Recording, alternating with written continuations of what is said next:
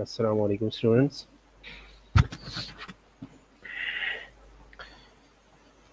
कैसे हो आप लोग? आवाज़ आ रही है आप लोगों को?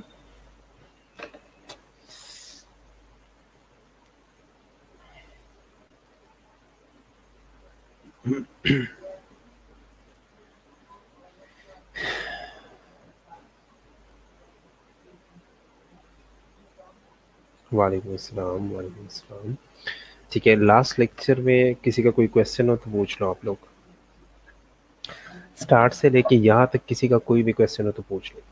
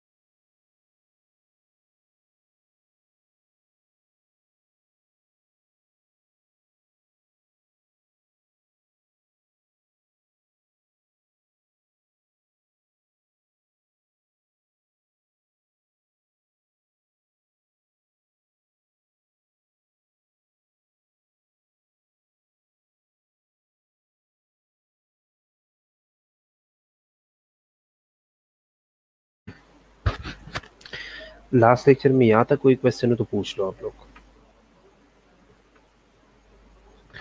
कोई क्वेश्चन नहीं है, फिर हम आगे बढ़ते हैं। ठीक है, कल हमने क्या पढ़ा था? कल हमने फॉरगेटिंग शुरू किया था। फॉरगेटिंग में फॉरगेटिंग है क्या, फॉरगेटिंग होती कैसे है? ठीक है, इसके लिहाज से हमने वो फॉरगेटिंग कर्व के बारे में पढ़ा था जो हरमन बेंगस ने दिया है। उसके बाद हमने फॉरगेटिंग थेरीज स्टार्ट किए थे। लास्ट थेरी जो रह गई थी वो है गेस्टाल्ट थ्योरी ऑफ फॉरगेटिंग। तो आज हम पढ़ेंगे इंशाल्लाह गेस्टाल्ट थ्योरी ऑफ फॉरगेटिंग। ठीक है, अब गेस्टाल्ट लॉ, सबसे पहले हमें ये पता होना चाहिए कि गेस्टाल्ट लॉ क्या है। ठीक है, गेस्टाल्ट साइकोलॉजी ने एक लॉ क्रिएट किया था, एक लॉ जो है वो पेश किया था जिसका नाम था गेस्टाल्ट थ्योरी। गेस्टाल्ट थ्योरी वालों ने क्या कहा था? गेस्टाल्ट थ्योरी वालों ने ये कहा था कि सारी चीज़ें जी, जितनी भी चीज़ें उनको हम किसी स्पेसिफिक अरेंजमेंट की वजह से, किसी स्पेसिफिक शेपिंग की वजह से जो है वो हम मेमोराइज कर लेते हैं। ठीक है, अब जिस तरह उन्होंने मेमोराइज के बारे में, जिस तरह उन्होंने लर्निंग के बारे में बताया था, सेम एज उसी तरह उन्होंने फॉरगेटिंग थ्योरी के बारे में भी बताया था। अब गेस्टाल्ट थ्योरी ऑफ फॉरगेटिंग क्या है? गेस्टाल्ट थ्योरी ऑफ फॉरगेटिंग वालों ने कहा था कि ये जितनी भी हमारी मेमोरीज है ना, ये डिस्टॉर्शन की वजह से फॉरगेट होती है। कोई ना कोई डिस्टर्बेंस आती है बीच में। अब ये जो डिस्टॉर्शन आती है ये क्या है? ये फॉल्स मेमोरी सिंड्रोम है, हमारी फॉल्स मेमोरी है। फॉल्स मेमोरी कैसी है? फॉल्स मेमोरी ऐसी है, सिंपल टर्म्स में हम ये कह सकते हैं कि ये मेमोरी जो है ना, ये इसमें डिटेल्स नहीं होती। तो इन डिटेल्स के एब्सेंस को पूरा करने के लिए हम क्या करते हैं? हम एडिशनल इंफॉर्मेशन इसके साथ ऐड कर लेते हैं, और उन एडिशनल इंफॉर्मेशन की वजह से चीज़ें जो है वो हम फॉल्स मेमोरी जो है वो रिकॉल होती है, और फॉल्स मेमोरी जो है वो स्टोर होती जाती है। फॉर एग्जांपल, यहाँ पे मैं आपको एक एग्जांपल देता हूँ। जिस तरह एक लॉ है, लॉ ऑफ क्लोजर। ठीक है, लॉ ऑफ क्लोजर में क्या कहा था? इसी तरह चार लाइंस लगे थे। ठीक है, और कहा गया था कि ये क्या है? तो इसको हमने क्या कहा था कि ये क्या है? ये जो है ये स्क्वायर है। हमने ये कहा था ना कि ये स्क्वायर है। ठीक है, अब रियल में ये स्क्वायर तो नहीं है ना, ये क्या है? ये चार लाइंस है। रियल में अगर हम देखें तो ये चार लाइंस है। ठीक है, अब ये चार लाइन जो है ये यहाँ पे अरेंज पड़े हैं। ये चार लाइंस जो है ये यहाँ पे अरेंज्ड है। अब अरेंजमेंट की वजह से जो है हम इसे क्या कहते थे? हम इसे स्क्वायर कह रहे हैं। हालांकि ये स्क्वायर नहीं है, स्क्वायर के लिए होना चाहिए, स्क्वायर के लिए ज़रूरी है कि उसकी 4 कॉर्नर्स भी होंगे ना, चारों साइड सेम होंगे, 4 कॉर्नर्स भी होंगे, इसके कॉर्नर्स तो नहीं है। अब इसके कॉर्नर्स नहीं है, ये 4 लाइंस पड़े थे, अरेंजमेंट की वजह से, लॉ ऑफ क्लोजर की वजह से हमने इसे क्या कहा, हमने इसे स्क्वायर कह दिया।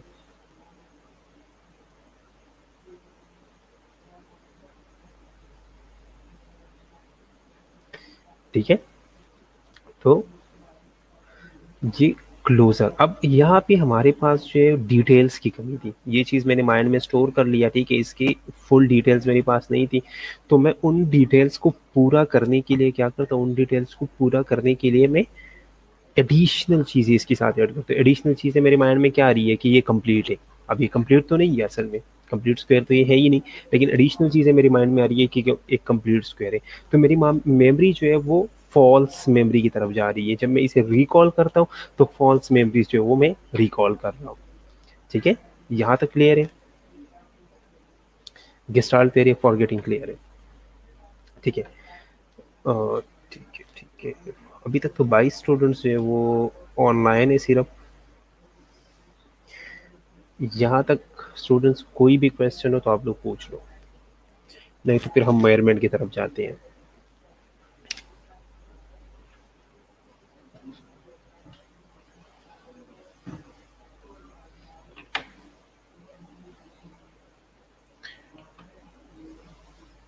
ठीक है, नेक्स्ट जो हमारा टॉपिक है, आज का जो मेन टॉपिक है हमारा, वो है मेजरमेंट ऑफ मेमोरी। अब मेमोरी को हमने मेजर कैसे करना है, मुख्तलिफ तरीके हैं हमारे पास, क्योंकि हम जब भी किसी चीज़ की बात करते हैं, ठीक है, तो लास्ट में एक क्वेश्चन ये रेज होता है कि अब ये चीज़ तो है लेकिन हमें कैसे पता चलेगा कि कितना है। ठीक है, तो ये जो कितना है, ये जो अमाउंट है, उसको हमने क्या करना है, उसको हमने मेजर करना है। अब मेजर करने के अपने तरीके, डिफरेंट तरीकों से हम इस चीज़ को, हम मेमोरी को जो है वो मेजर करते हैं। ठीक है, अब उन डिफरेंट तरीकों में जो सबसे फर्स्ट तरीका है वो क्या है, वो है लर्निंग मेथड। अब सिंपल लर्निंग मेथड क्या है, लर्निंग मेथड एक बहुत ही सिंपल मेथड है, जिसमें हम क्या करते हैं, जिसमें हम करते हैं how much time and trial subject take to learn completely indicate his memory level. हम कोई भी चीज़ दे देते हैं, ठीक है, एक लिस्ट दे सकते हैं, एक लेसन दे सकते हैं, ठीक है, कोई भी चीज़ आप किसी सब्जेक्ट को दे दो, ठीक है। अब जितना टाइम वो ले रहा है, जितने ट्रायल्स वो ले रहा है, उसको कंप्लीटली लर्न करने में, उससे हमें पता चलता है कि इस बंदे का मेमोरी लेवल जो है वो कितना है। ठीक है, नेक्स्ट, फर्स्ट क्लियर है। नेक्स्ट क्या है, सेकेंड मेथड जो हमारे पास है वो है प्रॉम्प्टिंग या anticipated method. Anticipated is the name indicate anticipation. In this method anticipation of words, anticipation of things. ठीक है, हमने क्या करना है, हमने चीज़ों को एंटिसिपेट करना है, हमने वर्ड्स को एंटिसिपेट करना है। कैसे करना है, a technique for studying verbal learning in which on each trial the learner is provided with a stimulus word and attempt to provide the next word in the list। ये वो technique है जिसमें हम क्या करते हैं, हम एक ईच ट्रायल में, हर एक ट्रायल में, चाहे वो फर्स्ट ट्रायल है, चाहे वो सेकंड ट्रायल है, चाहे वो थर्ड ट्रायल है, चाहे वो फोर्थ ट्रायल है, जो भी, ईच ट्रायल में हम एक स्टिमुलस वर्ड देते हैं। जिस तरह हम बच्चों के साथ अक्सर करते हैं ना, हम एक वर्ड बताते हैं कि इसके बाद के वर्ड्स बताओ, वो एक वर्ड जो स्टिमुलस वर्ड हमने उसे दिया, उस स्टिमुलस वर्ड के बाद वो एंटिसिपेटेड वर्ड्स बताता है, साथ साथ वो नेक्स्ट वर्ड जो है वो खुद हमें बताता है। ठीक है, तो इसे कहते हैं एंटिसिपेटेड मेथड, और इससे हम अंदाजा लगाते हैं कि इस बंदे का मेमोरी लेवल जो है ये कितना, और इसकी मेमोरी जो है वो कितनी शार्प है। नेक्स्ट जो मेथड है, थर्ड मेथड, वो है सेविंग मेथड। सेविंग मेथड जो है ये 2 स्टेज प्रोसेस है। अब 2 स्टेज प्रोसेस हम इसे क्यों कहते हैं, हम एक लिस्ट बना लेते हैं, वो लिस्ट जो है वो हम एक सब्जेक्ट को दे देते हैं। अब वो सब्जेक्ट जितने देर में और जितने ट्रायल्स में उस चीज़ को याद करता है, उस कंप्लीट लिस्ट को याद करते हैं, हम वो नोट कर लेते हैं। 2 चीज़ें हैं इसमें, एक ट्रायल्स कितना कितने ले रहा है, और दूसरा जो है वो टाइम कितना ले रहा है। जो ओरिजिनल फर्स्ट टाइम जब वो लर्न करता है उसने कितने ट्रायल्स और टाइम लिया, उसको हम कहते हैं OLT, original learning time. First stage complete हो गया। फॉर एग्जांपल, मैंने किसी स्टूडेंट को एक लिस्ट दिया, उस लिस्ट में जो है वो 20 ड्रग्स का नाम है, ठीक है। मैं उसे कहता हूँ कि ये याद कर लो। अब कितने कितने देर में वो याद करता है और कितने ट्रायल्स वो ले रहे हैं वो मैंने नोट कर दिया, ठीक है। नेक्स्ट, 2 दिन बाद, 3 दिन बाद, 4 दिन बाद मैंने क्या किया, 2-3 दिन बाद जो है मैंने दोबारा सेम लिस्ट जो है उसे दिया। अब जब सेम लिस्ट मैंने दोबारा दिया, फिर दोबारा मैं देखता हूँ कि ये कितने ट्रायल्स ले रहा है और कितना टाइम ले रहा है। तो दोबारा वाला टाइम जो है वो भी मैंने नोट करना है, उसको मैंने क्या कहा, RLT, re learning learning time, re learning learning time, ठीक है। अब उसके बाद then the number of trial are time save by the subject in second phase indicate the main potential. फिर मैं क्या करता हूँ, फिर मैं देखता हूँ कि इस बंदे ने पहले कितने ट्रायल्स लिए थे, पहले कितना टाइम लिया था और अब कितने ट्रायल्स और टाइम ले रहे हैं। तो कितने टाइम, ये जो सेविंग टाइम है ना, फॉर एग्जांपल मैंने एक लिस्ट जो है वो याद किया था, फर्स्ट टाइम जो है वो मैंने 10 ट्रायल्स लिए थे और 10 मिनट का टाइम लिया था। सेकेंड टाइम जो है वो मैंने 5 ट्रायल्स लिए, 5 मिनट्स का टाइम लिए, तो मैंने सेविंग टाइम जो मेरा है वो कितना है, वो 5 मिनट्स का है। तो ये जो 5 मिनट सेविंग टाइम है या जो 5 ट्रायल सेविंग टाइम है, ये क्या है, ये असल में मेरा मेमोरी पोटेंशियल है। नीचे एक इक्वेशन है, इसको देखो, saving is equal to original learning time minus री learning learning time divide by original learning time cross 100, ठीक है। तो फॉर एग्जांपल अगर मेरे पास जो है वो है, एक बंदा है मेरे पास, उसने फर्स्ट टाइम जो था वो लिए थे 17 मिनट्स, चलो फॉर एग्जांपल बुक में एक एग्जांपल है, 17 मिनट्स लिए थे, माइनस दोबारा जो है उसने कितने लिए, उसने 9 लिए, ठीक है, डिवाइड बाई वो 17 आ गई, ठीक है। और क्रॉस मैंने किस चीज़ से करना है, 100 से करना है, ठीक है। अब मैं देखता हूँ कि इससे क्या आंसर आता है, ठीक है। तो 17 माइनस 9 डिवाइड बाय 17, 40 और क्रॉस 100, इससे आंसर आता है 47.05, ठीक है। तो इसका मतलब है कि ये जो टाइमिंग आ रही है ये क्या है, ये 47% है। इसने इस दफ़ा जो है इसका सेविंग टाइम जो है वो कितना है, इस बंदे का सेविंग टाइम जो है वो 47% है। फर्स्ट टाइम उसने ट्रायल्स कितने लिए थे, 17 ट्रायल्स लिए थे।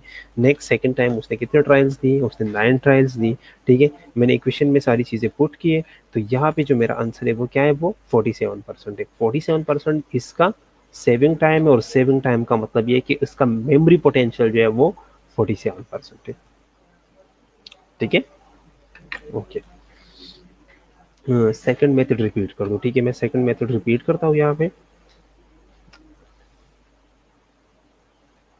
ओके। सेकंड मेथड क्या है, सेकंड मेथड का नाम है प्रॉम्प्टिंग एंटिसिपेटेड मेथड। नेम से पता चल रहा है एंटिसिपेशन करना है हमने, अंदाजा लगाना है हमने। एंटिसिपेशन का मतलब है पहले से बताना, अंदाजा लगाना। आपको एक स्टिमुलस वर्ड दिया जाता है, पहला वर्ड आपको बताया दिया जाता है, और पहले वर्ड के बाद जो है आपने कंप्लीट लिस्ट जो है वो बतानी है, ठीक है। इसे कहते हैं एंटिसिपेटेड मेथड, ठीक है। उससे हमें पता चलता है कि इस इंसान की मेमोरी का पोटेंशियल कितना है, ठीक है। साइमा किस चीज़ की समझ नहीं आई,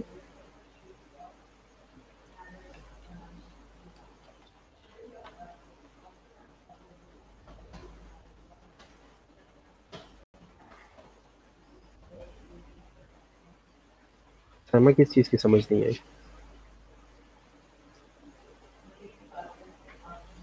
ठीक है। अनीसा आपको समझ आ गई सेकंड मेथड का, सेकंड मेथड की समझ आ गई आपको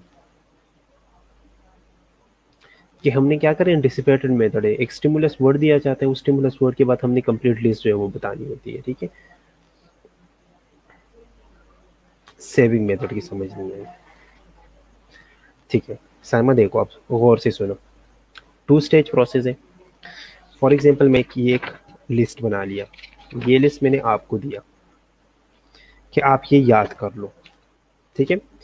अब जितने देर में आपने ये कंप्लीट लिस्ट याद किया, मैंने वो टाइम नोट करना है। फॉर एग्जांपल ये लिस्ट आपने याद किया 20 मिनट में, 20 मिनट में आपने ये लिस्ट याद किया, वो मैंने नोट कर दिया, उसको मैंने क्या कहा, ओरिजिनल लर्निंग टाइम, यहाँ तक क्लियर है? ठीक है। नेक्स्ट 2 दिन बाद 3 दिन बाद मैंने दोबारा सेम लिस्ट दिया आपको, और मैंने दोबारा कहा आपको कि ये लिस्ट याद कर दो। अब जाहिर बात है, आपने एक दफ़ा याद किया था, इस दफ़ा आपको कम टाइम मिल लगेगा। फर्स्ट टाइम आपने अगर 20 मिनट्स लिए थे, तो इस दफ़ा आपने कितना टाइम लिया? 5 मिनट लिए। ठीक है। अब मैं देखना चाहता हूँ, जो फर्स्ट टाइम आपने टाइम लिया था उसको मैंने क्या कहा था? उसको मैंने कहा था कि ये क्या है? फर्स्ट टाइम जो आपने टाइम लिया था उसको मैंने कहा ये OLT है, ओरिजिनल लर्निंग टाइम है। ये क्या है? ये फर्स्ट टाइम आपने टाइम लिया था। अब सेकंड टाइम जब आपने लर्न किया, सेकंड टाइम वाले टाइम को मैंने क्या किया? RLT, re learning learning time. ठीक है, ये सेकंड टाइम का है। अब मैंने इक्वेशन में पुट करना है। फर्स्ट टाइम आपने कितना टाइम लिया था? 20। ठीक है। नेक्स्ट टाइम आपने लिया 5। ठीक है। Divide by 20। ठीक है। और क्रॉस जो है वो मैंने 100 से करना है। अब मैंने देखना है कि आपका सेविंग टाइम कितना है। ठीक है। तो सेविंग टाइम आपका कितना होगा? 20 - 5 डिवाइड बाय 20 क्रॉस 100। ठीक है। तो आपका जो सेविंग टाइम है वो कितना है? आपका सेविंग टाइम यहाँ पे जो बन रहा है वो है 75%। ठीक है। तो आपने 75% टाइम जो है वो क्या किया? वो यहाँ पे सेव कर लिया। अब समझ आ गई आपको? अब भी नहीं आई तो आप दोबारा पूछ, तो मैं दोबारा एक्सप्लेन करता हूँ।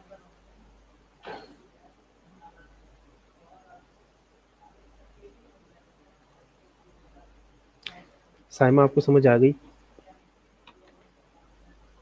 नहीं आई तो मैं दोबारा एक्सप्लेन करता हूँ।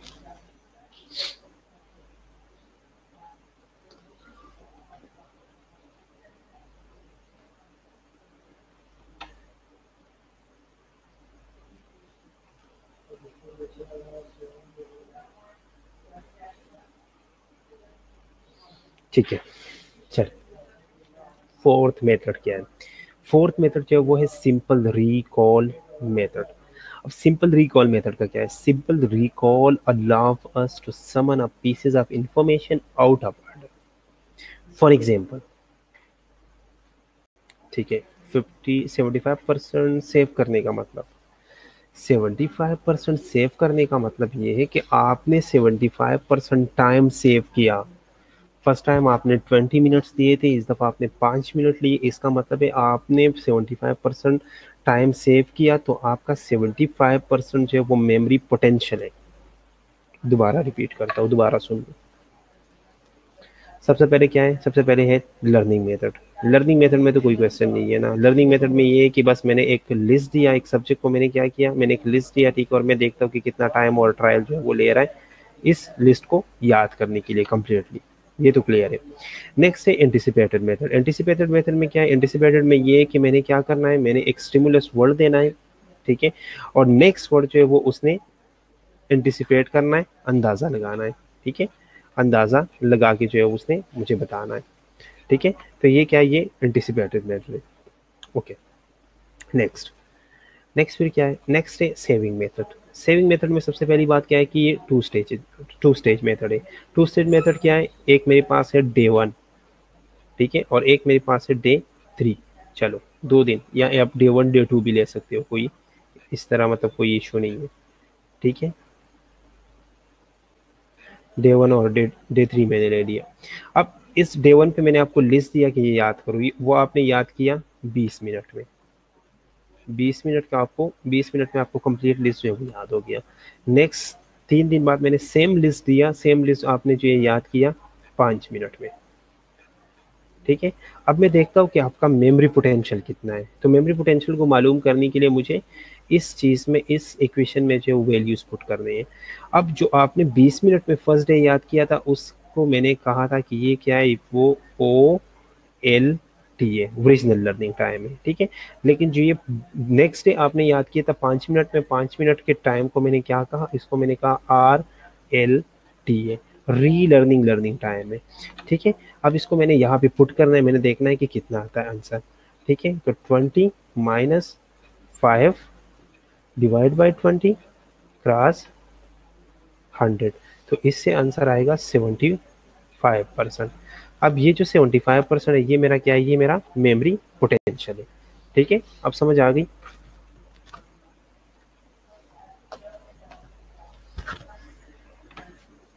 अब समझ आ गई आप लोगों को? ठीक है। एक और बच्ची का क्वेश्चन है, सर गुड मेमोरी की कोई स्पेसिफिक रेंज या स्टैंडर्ड होता है कि इतने रेंज जो नॉर्मली गुड कंसिडर? नहीं नहीं नहीं नहीं, गुड मेमोरी के स्टैंडर्ड नहीं होता इस तरह। ठीक है, फॉर एग्जाम्पल हम अगर कहें कि मेमोरी का स्टैंडर्ड होता है, मेमोरी का स्टैंडर्ड क्या है? मेमोरी का स्टैंडर्ड तो ये होना चाहिए कि हर चीज़ में सेम हो ना। हम हर चीज़ में सेम है? नहीं है। कोई चीज़ जो है वो हमें जल्दी याद हो जाता है, कोई चीज़ जो है वो हमें जल्दी याद नहीं होता। ठीक है, वो डिपेंड करता है, मुख्तलिफ फैक्टर्स होते हैं, एनवायरमेंटल फैक्टर पे डिपेंड करता है, हमारी मूड पे डिपेंड करता है, उस चीज़ की इम्पोर्टेंस पे डिपेंड करता है। ठीक है, उस चीज़ उस टाइम पे डिपेंड करता है।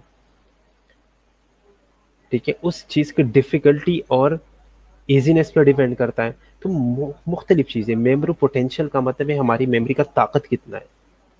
ठीक है, मेमोरी पावर कितना है हमारा। ओके, अब क्लियर है ये? अब भी नहीं क्लियर तो मैं दोबारा एक्सप्लेन करता हूँ।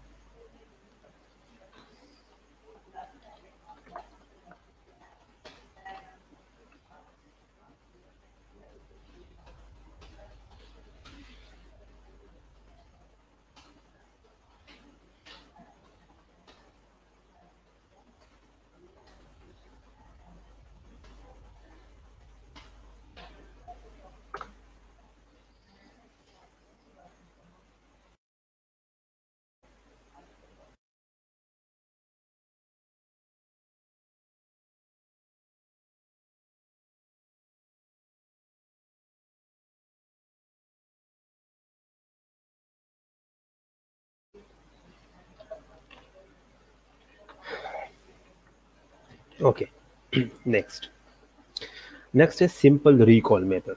अब सिंपल रिकॉल मेथड में कुछ चीज़ें देख लो। ठीक है, simple recall allow us to summon a pieces of information out of order.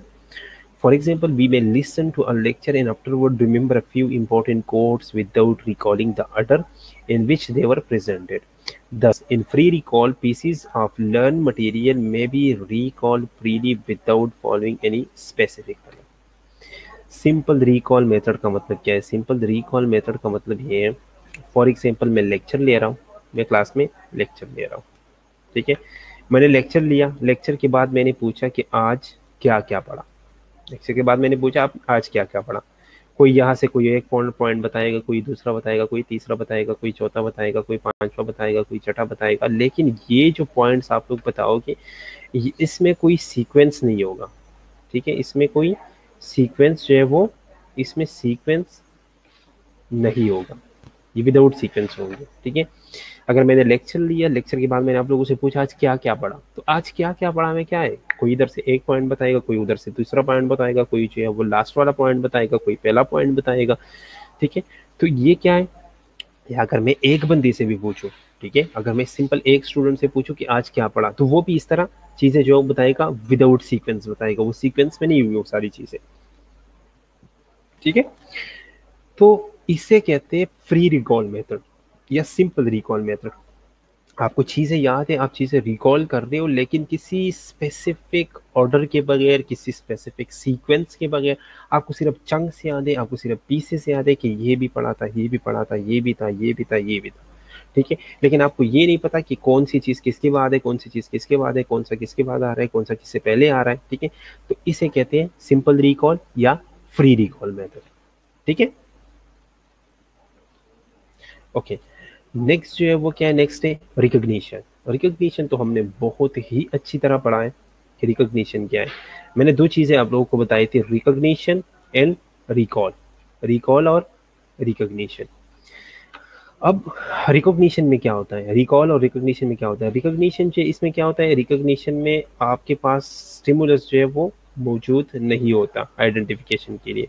The stimulus is not there for once identification. ठीक है, रिकॉल में आपके सामने स्टिमुलस मौजूद नहीं होता, आपने अपने जहन से निकाल के पिक करके उस चीज़ को वहाँ पे लगाना है। लेकिन रिकॉग्निशन में क्या है, रिकॉग्निशन में स्टिमुलस जो है ये मौजूद होता है, where it is there in the second case. Second case क्या है, फर्स्ट केस है रिकॉल, सेकंड केस हमारा क्या है, रिकॉग्निशन। तो रिकॉग्निशन से भी हम अंदाजा लगा सकते हैं कि इस बंदे का मेमोरी पावर जो है वो कितना है। ठीक है, ओके। इस रिकॉग्निशन में कोई क्वेश्चन? ठीक है, अब नेक्स्ट क्या है? नेक्स्ट है सीरियल लर्निंग। अब सीरियल लर्निंग क्या है? सीरियल, इस तरह नाम देखो, ठीक है, सीरियल से इंडिकेट होता है कि सीरियल में क्या होगा, सीक्वेंस होगा, ऑर्डर होगा, specific. In serial recall the material is recall in a very specific order, very specific order in which it has been learn. जिस ऑर्डर में हमने लर्न किया उसी ऑर्डर में हमने ये चीजें बतानी है। For example, there are people who ask been ask the question. अच्छा, फॉर एग्जाम्पल, आप लोगों ने कभी बच्चों को देखा होगा, बच्चों से अगर आप लोग पूछो ना टेबल्स का, बच्चे जो है वो बचपन में जो है वो टेबल्स याद करते हैं ना, मैथमेटिक्स के टेबल्स। ठीक है, आपने अगर पूछा ना कि 13 into 5 जो है वो कितना होता है, तो वो क्या करेगा, वो स्टार्ट से 13 का टेबल स्टार्ट करेगा, 13 1, 13 1 13, 13 2 30, 26, इसी तरह। तो यहाँ तक पहुंचने के लिए वो उस सीरीज को फॉलो करके यहाँ तक जो है वो पहुंचेगा, और फिर इस चीज का जो है वो आपको आंसर जो है वो करेगा। ठीक, फिर इस चीज का आंसर करेगा। तो इसे क्या कहते हैं, इसे कहते हैं सीरियल लर्निंग इफेक्ट। ठीक है, क्योंकि हमने उस चीज को एक सीरीज में याद किया है, उस सीरीज को जब हम फॉलो करेंगे तो तभी हम अपने आंसर तक जो है वो पहुंच पाएंगे, नहीं तो हम नहीं पहुंचेंगे। ठीक है, इसे कहते हैं सीरियल लर्निंग। ठीक है, next, the next one is reconstruction. यहां तक कोई क्वेश्चन तो नहीं है? अगर यहाँ तक कोई क्वेश्चन है तो आप लोग पूछ लो, नहीं है तो हम आगे चलते हैं।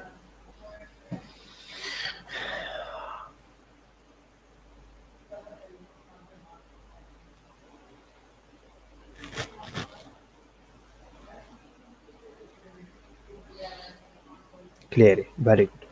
ठीक है, the next one is reconstruction. The reconstruction involve the reproduction of the learn material. Reconstruction technically mean the rearranging of parts of the original task presented randomly. In this method, the stimuli are presented in a certain arrangement. Then this arrangement is broken up and the stimuli are handed over to the subject with instruction to reconstruct the original order. आप लोगों में से किस किस ने puzzles game जो है वो खेला है? पजल्स, यहाँ पे हम पजल्स का एग्जांपल लेते हैं। ठीक है, अब पजल्स में क्या होता है, आप लोगों को सबसे पहले जो है वो एक अरेंजमेंट दिया जाता है। सबसे पहले आप लोगों को क्या दिया जाता है? पजल में सबसे पहले आप लोगों को एक अरेंजमेंट दिया जाता है। ठीक है, एक तस्वीर दिखाई जाती है कि ये तस्वीर है, या आपने वो पजल ब्लॉक भी वो खेला होगा, ठीक है, किसी ने। तो आप लोगों को सबसे पहले एक अरेंजमेंट दिखाई जाता है कि ये सेम कलर से इनको इसी तरह रखना है। ठीक है, फिर उस अरेंजमेंट को ब्रोकअप किया जाता है, उस अरेंजमेंट को तोड़ दिया जाता है, फिर उस अरेंजमेंट को खराब कर देते हैं, तोड़ देते हैं, और फिर आपको वो गेम पकड़ा देते हैं और आपको कह देते हैं, फिर आपको वो गेम जो है वो हैंडेड ओवर करते हैं, और फिर आप जो है वो आपसे क्या हो, आप सब्जेक्ट हो, आपको कह दिया जाता है, आपको इंस्ट्रक्शंस दिया जाते हैं कि इसको अब ओरिजिनल ऑर्डर में जो है वो प्लेस कर लो। और उस टाइम पे आपको असेस किया जाता है कि ये आप कितने देर में जो है, या आप कितना टाइम लगाते उसको दोबारा से रिकंस्ट्रक्ट करने में, उसको दोबारा से ओरिजिनल ऑर्डर, ओरिजिनल फॉर्म में लाने के लिए। ठीक है, तो रिकंस्ट्रक्शन का मतलब क्या है? रिकंस्ट्रक्शन का मतलब ये आपको सिंपली जो है वो एक अरेंजमेंट दिखाया जाता है, उस अरेंजमेंट को फिर तोड़ दिया जाता है, और फिर आपको वो चीज़ पकड़ा देती है कि अब उसको जो हमने अरेंजमेंट दिखाए थे उस अरेंजमेंट में दोबारा ले आओ। ठीक है, तो इसे कहते हैं reconstruction. The next one is pair associate method. अब पेयर एसोसिएट मेथड क्या है? पेयर एसोसिएट क्या है? The subject asked to learn a list of pair words, then presented first stimulus word in the second associated response should be repeated by subject. आप पैरापोड्स के बारे में आप लोगों ने सुना होगा, ठीक है, पैरापोड्स बता दी। एक पैरापोड्स का लिस्ट दिया जाता है, वो आपको कहते हैं कि ये लर्न कर लो, पहले आप उस चीज़ को लर्न कर लेते हो, बाद में वो आपको सिर्फ और सिर्फ फर्स्ट वर्ड आपके सामने रख देते हैं, ठीक है, और सेकंड वर्ड जो है वो आपको बताना पड़ता है। ठीक है, तो ये क्या है? ये पेयर एसोसिएट मेथड है, आप एक पेयर बना लेते हो। ठीक है, रिकंस्ट्रक्शन विदाउट सिमुलाई पॉसिबल है क्या? कैसे विदाउट सिमुलाई पॉसिबल है? अगर आपको पता ही नहीं है कि मैंने क्या बनाना है इस चीज का, जब हम पजल गेम जो है वो बच्चों के पजल्स गेम जो है जब हम ले लेते हैं ना, तो उस पे भी यहाँ पे साइड पे जो है अगर कोई चीज़ है ना, तो उस चीज़ की यहाँ पे पिक्चर बनी होती है, ठीक है। और फिर यहाँ पे जो है वो गेम में हमने उस शक्ल को जो है वो मेंटेन करना होता है, ठीक है। इसी तरह होता है। तो स्टिमुलस जो है वो तो मस्ट है हर चीज़ में।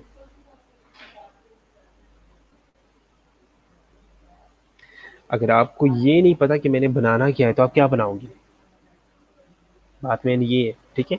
तो सबसे मेन चीज़ जो है वो आपको फर्स्ट दिखाया जाता है कि ये चीज़ है, फिर उसको ख़राब कर देते, फिर आपको कहते हैं कि अभी इसको दोबारा से उस तरह बना लो। रिकंस्ट्रक्शन है। री का मतलब है दोबारा, दोबारा आपने उस चीज़ को कंस्ट्रक्ट करना है जो फर्स्ट टाइम उन्होंने कंस्ट्रक्ट किया था, ठीक है। दोनों की समझ आ गई?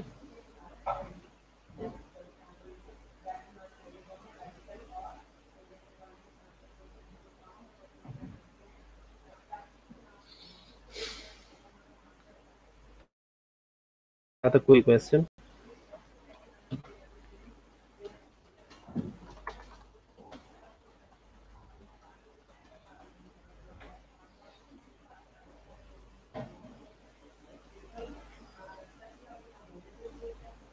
ठीक है। नेक्स्ट, अब हम देखते हैं कि हम मेमोरी को इम्प्रूव कैसे करेंगे, ठीक है। The ways to improve the memory, ठीक है। हमने मेमोरी को इम्प्रूव कैसे करना है? डिफरेंट मेथड है हमारे पास। तीन मेन मेथड्स यूज हो रहे हैं मेमोरी को इम्प्रूव करने के लिए, ठीक है। The first one is mnemonics, ठीक है। The second one is associating information, ठीक है, या associating methods. In the third one is, ये यहाँ पे टू लिखा हुआ है लेकिन ये थर्ड है, ठीक है। The third one is other methods, ठीक है।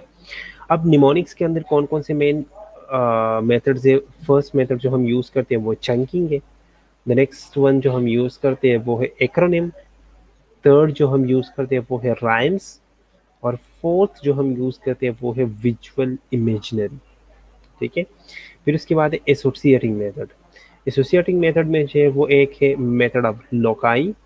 Next one is pegword method. और अदर्स में जो है वो है PQ4R मेथड। अब एक एक करके हम पढ़ेंगे, ठीक है। ठीक है। सबसे पहले क्या है? सबसे पहले चंकिंग मेथड। चंकिंग का मतलब क्या है? चंकिंग का मतलब है आपको एक लिस्ट दिया गया, आपने उसकी चंक्स बनानी है, स्मॉल स्मॉल पार्ट्स में डिवाइड करना है। अब ऊपर ये लिस्ट देखो, ऊपर आपकी लिस्ट देखो, ये क्या है? ये लिस्ट आपको जो दिया गया है वो क्या है? एक हैphazard लिस्ट है। CNNCIAJFKIBMDN। आपने इसको क्या करना है? आपने इसको एक चंक्स में डिवाइड किया, डिफरेंट पार्ट्स बनाए, ऐसे पार्ट जो आपके लिए ईजी है, ठीक है। इससे हम क्या कर लेते हैं? इससे हम उस चीज़ को सीख लेते हैं, उस चीज़ को हम लर्न कर लेते हैं, मेमोराइज कर लेते हैं, मेमोराइज करने में आसानी होती है। नेक्स्ट वन क्या है? नेक्स्ट वन है एक्रोनिम्स। एक्रोनिम्स क्या है? फर्स्ट, हर चीज़ का फर्स्ट वर्ड, फर्स्ट लेटर जो है वो हम ले लेते हैं, और फर्स्ट लेटर को जो है वो हम यूज़ करके कोई भी चीज़ जो है वो बना लेते हैं। For example, insets. इंसेट्स के कॉन्ट्रा इंडिकेशंस क्या है? इंसेट्स के कॉन्ट्रा इंडिकेशन खुद इंसेट्स के अंदर छुपे हैं। N mean nursing and pregnancy. S mean serious bleeding. A से हम क्या निकालते हैं? एलर्जी, एस्थमा या एंजियोडीमा। आई से हम क्या निकालते हैं? Impaired renal function. और एस से हमने क्या निकाला है? डी से हमने क्या निकाला है? ड्रग्स, ठीक है। डी से हमने क्या निकाला है? ड्रग्स, ठीक है। तो इसी तरह हम क्या, हम डिफरेंट चंक्स बना लेते हैं, डिफरेंट एक्रोनिम्स ले लेते हैं, ठीक है। और हम अपनी मेमोरी को जो इम्प्रूव करते हैं, उस चीज़ को लर्न करने में आसानी होती है। जिस तरह इसने किया है कि इंसेट्स, इंसेट्स हमने कब कब नहीं देने? तो नर्सिंग मदर को नहीं देना, प्रेगनेंसी में नहीं देनी, ठीक है। सीरियस ब्लीडिंग को तो नहीं देनी, ठीक है। एलर्जी हो, एस्थमा हो, एंजियोडीमा हो तो नहीं देना, ठीक है। इसके बाद जो है वो इम्पेयर रीनल फंक्शन हो किसी की, ठीक नहीं है, तो आपने नहीं देने इंसेट्स। या उससे अगर एंटीकोगुलेंट ड्रग्स वगैरह वो यूज़ कर रहे तो आपने नहीं देने इंसेट्स। नेक्स्ट आप देखो, एक और एग्जांपल देखो, मैनेजमेंट ऑफ एस्थमा। एस्थमा का मैनेजमेंट जो है वो भी एस्थमा के अंदर ही छुपा हुआ है, ठीक है। ए से जो है वो क्या? एड्रेनर्जिक्स। एस से जो हम स्टेरॉइड्स देते हैं, ठीक है, ट्यूपाइलिन देते हैं, ठीक है, हाइड्रेशन देते हैं, आईवी हाइड्रेशन, ठीक है, मास्क O2 ऑक्सीजन मास्क जो है वो ऑक्सीजन या ऑक्सीजन देते हैं, ठीक है, और ए से जो है वो एंटी कोलिनर्जी ड्रग्स जो है वो देते हैं और हम अस्थमा को मैनेज करते हैं। इसी तरह हम डिफरेंट मुख्तलिफ एग्जाम्पल्स दे सकते हैं। हम खुद जो है वो इसी तरह पेपर्स के अंदर जो है या पेपर के दौरान जो है हम इस तरह चंक्स बना लेते हैं, हम इस तरह एक्रोनिम्स बना लेते हैं ताकि चीज़ें जो है वो आसानी से याद हो जाएं, ठीक है। या एक और एग्जांपल देखो यहाँ पे डिप्रेशन के सिम्टम्स जो है उसका हमने एक एक्रोनिम बनाया, क्या, बेड क्राइसिस। बेड क्राइसिस क्या है? बी से जो है वो बिहेवियरल चेंजेस आते हैं, ए से जो है वो एपेटाइट चेंज आती है, ठीक है, डी से जो है वो डिप्रेस लुक आता है, ठीक है, सी से जो है वो कंसंट्रेशन जो है वो कम हो जाती है, ठीक है, रूमिनेशन है, नेगेटिव थॉट्स आती है, ठीक है। इसके बाद जो है वो इंटरेस्ट है, इंटरेस्ट का मतलब क्या है? इंटरेस्ट जो है उसका कम हो जाता है हर चीज़ में, ठीक है। इसके बाद जो है वो स्लीप चेंज है, स्लीप चेंज में इंसोमिया हो जाता है या हाइपरसोमिया हो जाता है, ठीक है। एनर्जी लेवल जो है वो चेंज हो जाता है, फटीग में चला जाता है, सोसाइटल आइडिएशन आती है, ठीक है, हर वक्त वो सोचते हैं कि मैंने सुसाइड करना है, ठीक है। तो इसी तरह हमने क्या करना है, हमने अपनी आसानी के लिए जो एक वर्ड लगा लिया ऊपर, उसके जो है वो फर्स्ट लेटर का या उसके फर्स्ट लेटर का हमने हर एक के फर्स्ट लेटर का हमने एक वर्ड बना दिया, हमारे लिए जो ये आसानी है, हम जो वो याद कर रहे हैं इस तरह, ठीक है। तो ये क्या है? ये एक्रोनिम्स है। Next one is rhymes. Rhymes हम बना लेते हैं। राइम्स में क्या है? अब ये देखो, हमने क्या करना है, मुख्तलिफ काफ़ी लोगों को इस चीज़ में जो है वो इश्यूज होती है कि 30 डेज जो है वो कब किस महीने में 30 डेज होते हैं और किस महीने में 31 डेज होते हैं। ऑनेस्टली से मुझे खुद प्रॉब्लम होता है, मुझे खुद अभी तक पता नहीं है, अभी तक मुझे याद नहीं होता कि किस महीने में कितने दिन आएंगे, ठीक है। तो आप ये देख लो, 30 days is November, April, June and September. ये 4 ऐसे महीने हैं जिसमें कितने दिन है? जिसमें 30 डेज है, ठीक है। Next one is of 28 but only one. 28 का सिर्फ एक है, सबको पता है कि क्या है वो, फेब है, ठीक है, या 29 का। And all the remaining is 31, बाकी सारे जो है वो 31 है, ठीक है। तो उसने क्या किया, उसने आसानी से याद करने के लिए उसको एक गाने का शक्ल दिया, ठीक है, राइम्स का शक्ल दिया, ठीक है, और आसानी से उसने चीज़ों को याद किया। तो इसी तरह हम मुख्तलिफ चीज़ों को जो है वो राइम्स के अंदाज में जो है वो शक्ल देते हैं, ठीक है, राइम्स के फॉर्म में जो हम उसे पेश करते हैं, हम उसे याद कर लेते हैं, ठीक है। याद है कोई क्वेश्चन?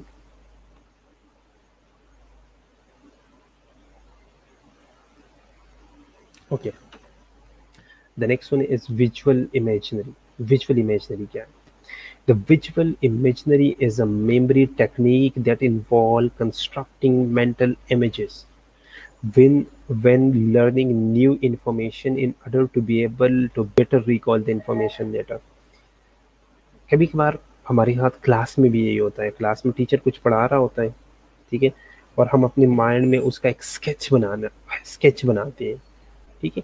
उस स्केच का फ़ायदा क्या होता है? उस स्केच का ये फ़ायदा होता है ना, हम एक फॉर एग्जांपल आपसे कोई जो है वो शेयर करता है ना, कोई भी चीज़ हो कि मतलब कोई स्टोरी जो है वो सुना लेता है, कोई आपको जो है आप कोई स्टोरी पढ़ रहे हो या जो भी चीज़ है उसका आप एक स्केच बना लेते हो माइंड में, एक विजुअल इमेजनरी, एक विजुअल वीडियो बनाते हो आप माइंड में, ठीक है। हो जाता है रज़ा, बिल्कुल फेब में कभी कभी 929 का भी हो जाता है, लेकिन उसने सिर्फ याद करने के लिए ये एक फार्मूला बनाया। इतना तो सबको पता है कि कभी 29 और कभी 28 हो जाता है, ठीक है। एक 29 एक 29 पे आप उसे ना पकड़ो ना खुद को, आप तो जो है वो इस तरह कर रहे हो, ठीक है। तो वो तो खैर उसने एक याद करने के लिए एक फार्मूला बनाया है, ठीक है, वो तो सबको पता है कि या 29 होगा या 28 होगा, ठीक है। ओके, ठीक है। अब विजुअल इमेजनरी में हम क्या करते हैं? विजुअल इमेजनरी में हम ये करते हैं कि ये एक ऐसा टेक्निक है जब इसमें हम मेंटल इमेज जो है वो कंस्ट्रक्ट कर लेते हैं। हम कोई चीज़ सीख रहे हैं, कोई चीज़ है वो लर्न करते हैं, लर्निंग मटेरियल का हम एक स्केच बना लेते हैं माइंड में, ठीक है। बाद में हम उस चीज़ को याद नहीं करते, बाद में हम क्या करते हैं, बाद में जो है हम उस स्केच को याद करते हैं। वो स्केच मेरे सामने है, ठीक है, उस स्केच मेरे सामने और मैं पेपर में जो है उसका उसकी पूरी कहानी जो है वो लिख लेता हूँ, ठीक है, और आंसर कर लेता हूँ। तो ये एक बहुत ही अच्छा तरीका है, ठीक है, विजुअल इमेजनरी। यहाँ तक कोई क्वेश्चन?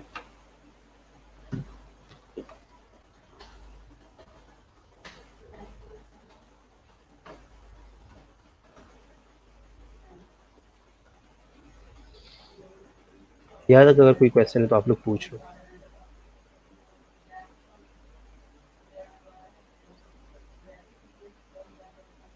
कोई नहीं। ठीक है, आज इसके बाद जो है वो मिस नसरीन का लेक्चर है, ठीक है। तो मिस नसरीन जो है वो आज छुट्टी पे है, तो उनका लेक्चर भी मैंने लेना है, तो इस वजह से आप लोगों को मुझे 2 घंटे 1 घंटा और बर्दाश्त करना पड़ेगा, ठीक है। अनफॉर्चुनेटली 1 घंटा मुझे और बर्दाश्त करना पड़ेगा आप लोगों को। तो अभी जो है वो हम बीच में थोड़ा सा एक छोटा सा ब्रेक ले लेते हैं, ठीक है। आप लोग फ्रेश हो जाओ, ठीक है, क्योंकि आई नो कि 2 घंटे कॉन्टिन्यूसली पढ़ाना जो है कि कॉन्टिन्यूसली अगर मैं आप लोगों को 2 घंटे पढ़ाऊंगा तो आप लोग बोर हो जाओगे, ठीक है। तो आप लोग 15 मिनट्स का ब्रेक ले लो। 15 मिनट्स बाद जो है आप लोग सारे वापस आ जाओ, ठीक है। और आगे हम यहाँ से आगे जो है वो हम नेक्स्ट लेक्चर में पढ़ लेते हैं, ठीक है। मिस नसरीन का 11 से 12 का लेक्चर जो है वो मैंने लेना है आज। चलिए आप लोग ब्रेक पे जाओ। अभी अभी टाइम क्या हुआ, 10:50 है, ठीक है। तो आप लोग 15 मिनट का ब्रेक कर लो, 15 मिनट्स बाद जो है वो आप लोग वापस आ जाओ। कर लो, नाश्ते भी कर लो, नाश्ता करना है किसी ने नाश्ता कर लो, जो करना है कर लो, 15 मिनट में आप लोग कर सकते हो सारा कुछ।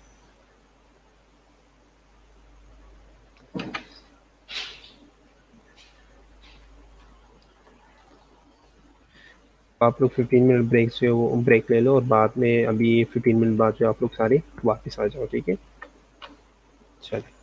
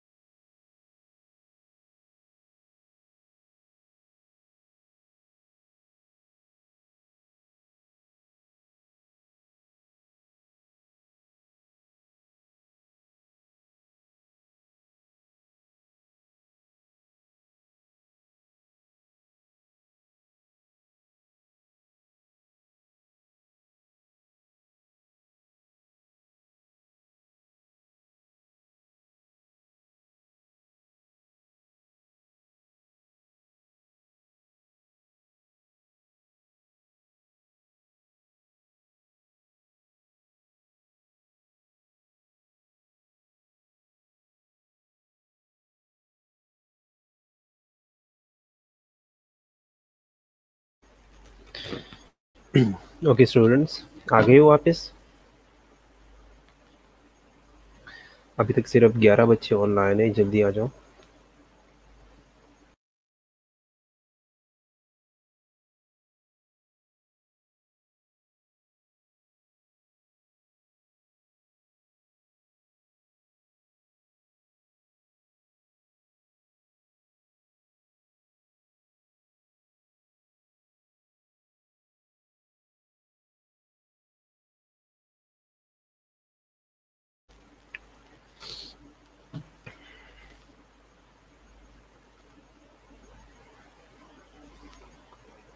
चले, ओके आगे अब पढ़ते हैं। अब नेक्स्ट, फर्स्ट हमने पढ़ लिया निमोनिक्स के बारे में। नेक्स्ट जो है वो हमारा है एसोसिएशन। ठीक है, अब एसोसिएशन में क्या है? एसोसिएशन में सबसे पहले हमने एक अपनी मेमोरी को या जो चीज़ हम लर्न कर ले उस चीज़ को हमने किसी और चीज़ के साथ एसोसिएट करना है। एसोसिएशन में सबसे पहले ये मेथड ऑफ लोकाई, जिसको हम क्या कहते हैं, जिसको हम जर्नी मेथड भी कहते हैं। Loci mean location. ठीक है, use to remember long list of item. ये मेथड जो है ये किस लिए यूज होता है? ये लॉन्ग लिस्ट ऑफ आइटम, किसी भी लॉन्ग लिस्ट को जब हम, किसी भी लंबी लिस्ट को जब हम याद करते हैं तो उस चीज़ के लिए कौन सा मेथड हम यूज़ करते हैं? मोस्टली जो है वो मेथड ऑफ लोकेशन या मेथड ऑफ लोकाई या जर्नी मेथड हम यूज़ कर लेते हैं। ठीक है, अब इसमें जो चीज़ हम रिमेंबर करते हैं, जो चीज़ हम लर्न करते हैं, याद करते हैं, वो फिजिकल लोकेशन के बेस पे होते हैं। फॉर एग्जांपल, एक जिस चीज़ के साथ हम उसको फेमिलियरेट करते हैं या जिस चीज़ के साथ हम उसे एसोसिएट करते हैं, उसका सबसे पहले ये होना चाहिए कि वो फेमिलियर होना चाहिए। वो जगह हमारे लिए फेमिलियर हो। ठीक है, नेक्स्ट जो है वो should be well late. Well late का मतलब है वेल लाइटेंड। ठीक है, उस जगह के बारे में, वेल लाइटेंड का यहाँ पे मतलब ये कि उस जगह के बारे में हमें पता हो। ठीक है, वहाँ पे लाइटिंग हो, अंधेरा ना हो वहाँ पे, मतलब हमें उस चीज़ के बारे में पता हो पूरा। नेक्स्ट है should be set out in a particular order, और उस चीज़ को हमने पर्टिकुलर ऑर्डर्स के साथ, हमने अपनी लिस्ट को पर्टिकुलर ऑर्डर्स के साथ, हमने अपनी आइटम्स को पर्टिकुलर ऑर्डर्स के साथ सेट करनी है उस जगह में। ठीक है, the more आर्किटेक्चुअल elaboration the better. जितना हम आर्किटेक्चुअली उस चीज़ को सेट करेंगे, अपनी लिस्ट को उस लोकेशन के अंदर सेट करेंगे, उतना जो है वो हमें अच्छा आइडिया मिलेगा। And you can group item in a particular place, और आप किसी एक प्लेस के ऊपर जो है वो चीज़ों को ग्रुप भी कर सकते हो। किसी सेम चीज़ है, ठीक है, कुर्सी टेबल वगैरह एक जगह पे आपने फिक्स किया, ठीक है, कि ये क्लासरूम के अंदर या ये डाइनिंग है, ठीक है, डाइनिंग के अंदर ये चीज़ें आ रही है। ठीक है, नेक्स्ट जो है वो हमारा लिविंग रूम है, लिविंग रूम के अंदर ये चीज़ें आ रही है। ठीक है, नेक्स्ट ये तो इसके अंदर ये चीज़ें आ रही है। ठीक है, तो हम चीज़ों को मेमोराइज करने के लिए उसको, उसकी फिजिकल लोकेशन को देखते हैं कि कहाँ पे वो चीज़ें मौजूद है। वो जगह हमारे लिए फेमिलियर होनी चाहिए। नेक्स्ट जो वो वेल लेट होनी चाहिए, उसके बारे में हमें ए टू सी नॉलेज होनी चाहिए। और थर्ड जो है वो पर्टिकुलर ऑर्डर में हमने चीज़ों को वहाँ पे सेट करना है। ठीक है, जितना अच्छा आर्किटेक्चरली हम इन चीज़ों को सेट करेंगे, उतना जो है वो हमारा जो रिमेम्बरिंग मेथड है या जो हमारा लर्निंग मेथड है वो बेटर होगा। ठीक है, नेक्स्ट जो मेथड है वो है पेगवुड मेथड। पेगवुड मेथड क्या है? Similar technique is the pegword method. जिस तरह हम उसमें लोकेशन के हिसाब से सेट कर देंगे, इसमें हम क्या करते हैं, इसमें हम चीज़ों को लिंक करते हैं नंबर्स के साथ। ठीक है, मेंटल एसोसिएशंस बना लेते हैं आइटम्स के दरमियान और नंबर्स के दरमियान। For example, 1 is burn, 2 is shoe, 3 is tree, 4 is door, 5 is hive, 6 is sticks, 7 is heaven, 8 is get, 9 is wine, 10 is hen। इसी तरह नंबर्स को हम, नंबर्स की और चीज़ों के हम आपस में एसोसिएशन बना लेते हैं। ठीक है, और चीज़ों को हम इसी तरह याद कर लेते हैं। ठीक है, यहाँ तक क्लियर है?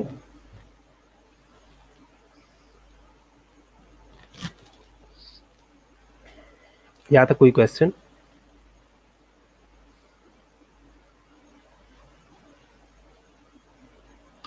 ओके, अब नेक्स्ट क्या है? Next others method. Others method में सबसे पहले जो हमारा एक मेन मेथड था वो क्या था? P-Q-4-R था। P-Q-4-R क्या है? P से एक P है, एक Q है, और 4 टाइम जो है वो R है। P से प्रीव्यू, आपने उस चीज़ को प्रीव्यू करो, क्वेश्चन करो उसके बारे में, फिर उसके रीड करो और रिफ्लेक्ट करो, रिसाइट करो और दोबारा से रिव्यू करो। चीज़ें याद करने के लिए ये एक मेथड है, या जो हम तैयारी करते हैं, ठीक है, किसी लेक्चर के लिए या किसी चीज़ को याद करने के लिए, एक चीज़ जो है वो प्रीव्यू कर लो, देखो एक दफ़ा, उस चीज़ के बारे में क्वेश्चनिंग कर लो, ठीक है, फिर उसको दोबारा रीड करो, खुद जो है उसको अपने वर्ड्स में रिफ्लेक्ट करो, लिख लो, ठीक है, फिर अपने रिफ्लेक्ट की हुई चीज़ को रीसाइट कर लो, ठीक है, पढ़ लो एक दफ़ा और रिव्यू कर लो, ठीक है। तो ये भी एक मेथड जो है वो यूज़ होता है मेमोरी को इम्प्रूव करने के लिए, ठीक है, या चीज़ों को आसानी से याद करने के लिए। नेक्स्ट फिर हमारे पास स्ट्रेटजीज आती है, strategies to improve your memory. कौन कौन से ऐसे स्ट्रेटजीज हैं, ये मेथड्स थे, ठीक है, और कौन कौन सी स्ट्रेटजीज हैं, ये तो वो मेथड्स है जो कि पूरी दुनिया में चल रही है, ठीक है। कुछ लोगों ने कहा है कि इस तरह हम करते, इस तरह हम करते। अब नॉर्मल कुछ स्ट्रेटजीज क्या होनी चाहिए, तो स्ट्रेटजीज में क्या होनी चाहिए, tell yourself, pay attention and focus. सबसे पहले आप किसी चीज़ के ऊपर फोकस करोगे, आप किसी चीज़ के ऊपर अटेंशन दोगे, तो वो चीज़ है वो आसानी से याद होगा आपको। नेक्स्ट, टेक नोट्स, नोट्स बनाओ, पॉइंट्स बनाओ, अपने पास चीज़ें जो है वो नोट कर लो। तो जब आप चीज़ें नोट करते हो ना, तो वो चीज़ें आपको याद रहेगी। Highlight the information then see most important. जो चीज़ें मोस्ट इंपॉर्टेंट है, जो चीज़ें आपको लग रही है जो चीज़ें कि ये इंपॉर्टेंट है, उन चीज़ों को क्या करो, उन चीज़ों को हाईलाइट कर लो, ठीक है। Organise the information into natural groups. जितनी भी आपकी चीज़ें हैं, जितनी भी आपकी इंफॉर्मेशन है, जितना भी आपका डेटा है, ठीक है, उन चीज़ों को नेचुरल ग्रुप्स के अंदर ऑर्गेनाइज कर लो। इंसान है तो ये इंसानों की ग्रुप में डाल दो, ठीक है, कोई जानवर है तो उसे जानवर के, कोई परिंदा है तो परिंदों की ग्रुप में, कोई ना नॉन लिविंग थिंग है तो उसे नॉन लिविंग है, कोई फूड आइटम है तो उसे फूड आइटम में डाल दो। जो नेचुरल उसका एक ग्रुप है, जो नेचुरल एक कैटेगरी है, उसके अंदर चीज़ों को प्लेस करो, आपको आसानी से याद होगी वो चीज़ें। The next one is create association link to information that you already know. जिन चीज़ों के बारे में आप ऑलरेडी जानते हो, उन चीज़ों के साथ अपनी आइटम्स को, अपनी इंफॉर्मेशन को लिंक करो, एसोसिएट करो। The next one is generate your own example. जब आप खुद अपने एग्जाम्पल्स बनाओगे ना, चीज़ें आपको अच्छी तरह याद होंगी, ठीक है। जितनी आप खुद के एग्जाम्पल्स बना सकते हो, उतनी अपने एग्जाम्पल्स बना लो, चीज़ें जो है वो आसानी से रिमाइंड होगी आपको। Next is create visual image of the new information. New information आ रही है, ठीक है, आप एक विजुअल इमेज बनाओ। वो हम कहते हैं ना कि दिमाग में खाका बिठाओ, उसकी एक फिल्म बनाओ, उसकी एक पिक्चर बनाओ अपने दिमाग में, तो वो आसानी से याद रहेगा आपको। क्रिएट डायग्राम और flow chart of the information. कभी कभार हमें जो है वो कोई ऐसी चीज़ मिलती है जिसका हमें डायग्राम बनाना पड़ता है, जिसका हमें एक फ्लो चार्ट बनाना पड़ता है। जिस तरह मैंने आप लोगों को कहा था कि आप लोग क्या करो, सबसे पहले कहो कि यहाँ पे क्या है, सेंसरी मेमोरी है, ठीक है। सेंसरी से जो है वो चीज़ें कहाँ पे आती है, शॉर्ट टर्म में आती है, ठीक है। अब सेंसरी के अंदर दो आ गई, एक कोइक हो गया और आइकॉनिक हो गया, ठीक है। तो इसी तरह आप चीज़ें बनाओ। शॉर्ट टर्म से, शॉर्ट टर्म में क्या आया, शॉर्ट टर्म में जो है वो वर्किंग आया, ठीक है। नेक्स्ट जो है वो लॉन्ग टर्म है, ठीक है। फिर लॉन्ग टर्म के अंदर फर्दर दो टाइप से, फिर उस एक टाइप के अंदर फर्दर दो टाइप से, ठीक है। तो इसी तरह ये जो आपने बनाया, ये क्या है, ये एक फ्लो चार्ट बनाया अपना। तो चीज़ों का आप क्या करो, चीज़ों के आप फ्लो चार्ट्स बना लो, डायग्राम्स बना लो, चीज़ें अच्छी तरह जो है वो आपको याद रहेगी, ठीक है। The next one is think about how you might apply this information. आपने इन्फॉर्मेशन तो गेन कर ली है, ठीक है। जब भी हमारे माइंड में हम कोई चीज़ सीखते हैं ना, तो हमारे माइंड में ये चीज़ आती है कि ये चीज़ हमने यूज़ कहाँ करना है। तो अगर आपको ये पता है कि मैंने ये इन्फॉर्मेशन, ये चीज़ें, ये डेटा यूज़ कहाँ पे करना है, तो आपको वो चीज़ें जो है वो आसानी से याद रहेगी। ओके। इसके अलावा चीज़ों को बार बार रिपीट करो। जितना आप बार बार रिपीट करोगे ना, उतनी चीज़ें जो है वो याद रहेगी। समराइज करो, रिव्यू करो इन्फॉर्मेशन को, ठीक है। कुछ लोग जो है वो ऑडिटरी लिसनर होते हैं, ऑडिटरी लर्नर होते हैं। ऑडिटरी लर्नर का ये मतलब है कि वो चीज़ सुनते हैं तो उन्हें याद होता है। तो आपको चाहिए, आपके पास कोई और तो नहीं है जो आपको बताए, ठीक है। तो आपको चाहिए आप चीज़ों को आउट लाउड जो है वो स्पीक करो, चीज़ें जो है वो ज़ोर ज़ोर से जो है वो तेज़ आवाज़ में जो है वो दोहराओ आप, ठीक है। तो जब आप उस चीज़ को बार बार दोहराते हो, बार बार रिपीट करते हो आउट लाउड में, ठीक है, तो आप चीज़ें जो है वो आपकी माइंड में जो वो फिट हो जाती है। टेल और explain it to someone other person. कुछ लोगों का ये तरीका होता है कि वो दूसरों को जब सिखाते हैं वो खुद सीखते हैं उससे। मेरा खुद ये तरीका है, मैं खुद नहीं पढ़ सकता, मैं अगर किसी और को पढ़ाऊँ तो मुझे चीज़ याद हो जाती है। ठीक है। तो हर एक इंसान का अपना एक प्रेफर मेथड है लर्निंग का। तो सबसे पहले अपनी लर्निंग मेथड को पहचानो और उसे यूज करो, अपने स्ट्रेंथ को पहचानो। The next one is test yourself on the information. खुद जो इन्फॉर्मेशन सीखी है, ठीक है, कुछ पॉइंट्स बना लो, वो पॉइंट्स जो है उसके आंसर्स करो खुद, बाद में चेक करो कि मैं ये सही आंसर कर रहा हूँ कि गलत कर रहा हूँ, खुद अपना टेस्ट ले लो। Take in reasonably small amount of information at a time. At a time जो है ना, ज्यादा चीजें ना पढ़ो, कम पढ़ो, चंक्स में पढ़ो, लेकिन अच्छी तरह पढ़ो। कम चीजें याद करो लेकिन अच्छी तरह याद करो। अगर फॉर एग्जांपल आपको किसी ने 10 या 20 पेजेस दिए, या किसी ने आपको एक बुक दिया कि पूरी बुक जो है वो याद कर लो, पूरी बुक आप पढ़ तो लोगे लेकिन पूरी बुक आपको याद नहीं रहेगी। तो इससे बेहतर है कि आप एक चैप्टर याद करो लेकिन अच्छी तरह याद करो। ठीक है। अब मेमोरी का बीमारी के साथ क्या रिलेशन है, सिकनेस के साथ क्या रिलेशन है, हम क्यों पढ़ रहे हैं एज ए नर्स जो है वो हम क्यों पढ़ रहे हैं? सिकनेस में अफेक्ट मेमोरी डायरेक्टली और indirectly. It hamper the learning and retaining ability temporarily or permanently in severe cases. Memory loss in which the patient forget already retained material of life is called amnesia. Sickness जो है वो directly indirectly memory को effect कर सकती है। ठीक है। जो हमारी लर्निंग है, जो रिटेनिंग एबिलिटी है, उनको टेम्पररी या परमानेंटली जो है वो लॉस हो कर सकती है। ठीक है। अगर पेशेंट जो है वो ऑलरेडी रिटेन मटेरियल को, अपनी ज़िंदगी की सारी चीज़ों को भूल जाता है, ठीक है, उसकी याददाश्त चली जाती है, तो उसको हम क्या कहते हैं, उसको हम मेडिकल टर्म में एमनीसिया कहते हैं। अब एमनीसिया के डिफरेंट टाइप्स है।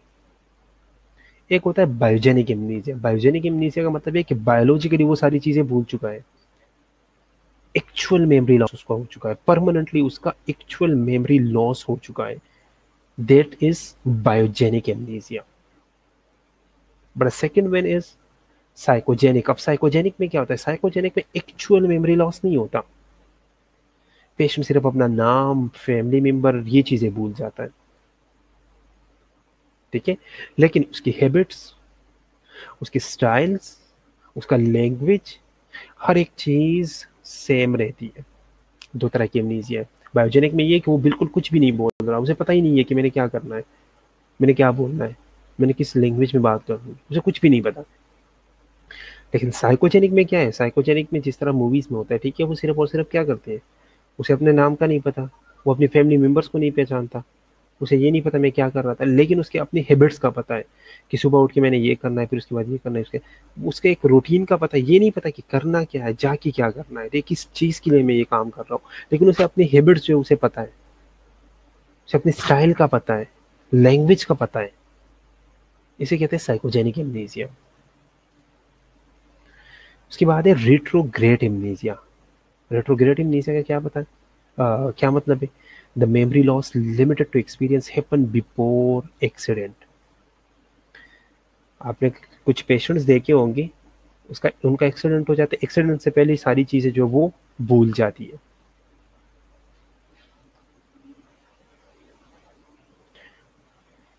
टेम्पररी या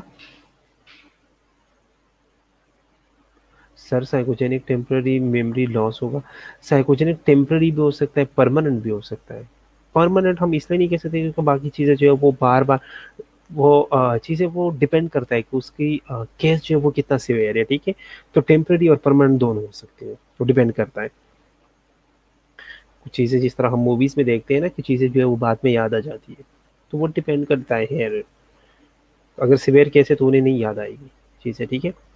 the next one is retrograde amnesia. Retrograde amnesia का मतलब ये है कि एक्सीडेंट, किसी स्पेसिफिक एक्सीडेंट से पहले सारी चीजें जो है वो आप भूल जाते हो। उस एक्सीडेंट से पहले जो भी हुआ था वो आपको नहीं याद, उसके बाद जो जो हो रहा है वो आपको याद है। ठीक है। उसके बाद है anterograde amnesia. Anterograde amnesia the memory loss strict to event happen just after the accident. Accident के बाद क्या क्या हुआ था वो नहीं याद। हम अक्सर कहते हैं ना, पता नहीं अचानक से चक्कर आ गया और मैं गिर गया, उसके बाद मुझे नहीं पता क्या हुआ मेरे साथ। जब मुझे होश आया मुझे ये पता चला कि मैं इधर हूँ। ये क्या है? ये इंट्रोग्रेट एमनीसिया है। एक्सीडेंट के बाद उसके साथ जो हुआ उसे नहीं पता, वो भूल चुका है। ये इंट्रोग्रेट एमनीसिया है। एक्सीडेंट से पहले चीजें भूल चुका है, वो रेट्रोग्रेट एमनीसिया है। And the next one is traumatic amnesia. किसी ट्रॉमा की वजह से उसका जो है वो किसी ट्रॉमेटिक एक्सीडेंट की वजह से जो है उसका मेमोरी लॉस हो चुका है, तो वो क्या है, उसे हम ट्रॉमेटिक एमनीसिया कहते हैं।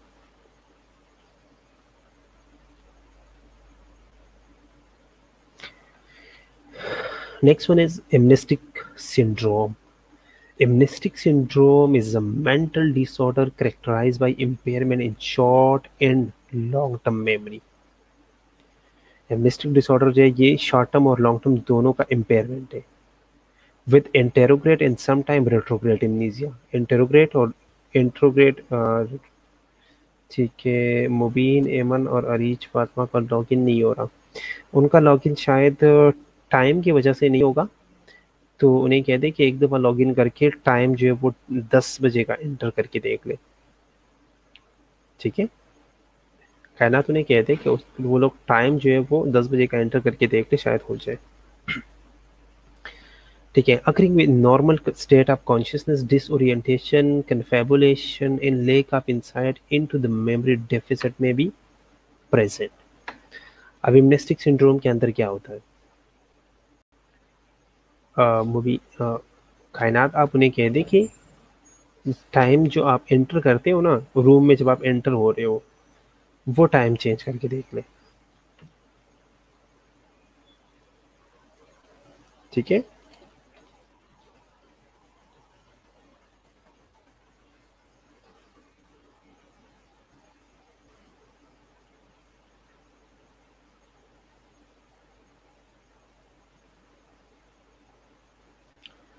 ठीक है। अब इम्नेस्टिक सिंड्रोम में क्या होता है? सर टाइम गुजर जाने के बाद पिछली क्लास का टाइम नहीं आता। ओ, अब मैं भी इसको बंद करके दोबारा अगर ऑन करूंगा तो फिर वो टाइम बहुत ज़्यादा कम हो जाएगा। शो नहीं हो रहा।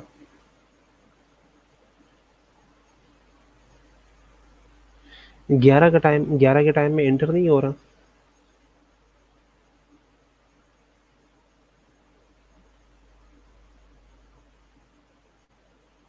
लिंक तो एक ही होता है। लिंक में ऐसा नहीं है कि 10 बजे वाला लिंक ओपन करे या 11 बजे वाला। लिंक एक ही होता है। सुबह एक पूरी एक दिन के लिए एक ही लिंक आता है।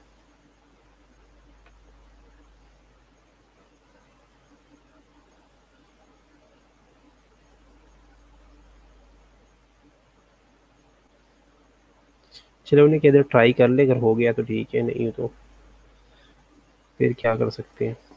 चले, अब इम्नेस्टिक सिंड्रोम हम पढ़ रहे थे। इम्नेस्टिक सिंड्रोम क्या है? इम्नेस्टिक सिंड्रोम वो डिसऑर्डर है जिसमें शॉर्ट टर्म और लॉन्ग टर्म दोनों जो है वो इम्पेयर हो सकते हैं, ठीक है। इंट्रोग्रेट और रेट्रोग्रेट एमनीसिया भी कभी कभार हो सकता है, ठीक है। अब इसमें क्या होता है कि आपका कॉन्शियस लेवल जो है ना, पेशेंट का कॉन्शियस लेवल जो है वो बिल्कुल सेम होगा, वो बिल्कुल कॉन्शियस होगा, ठीक है।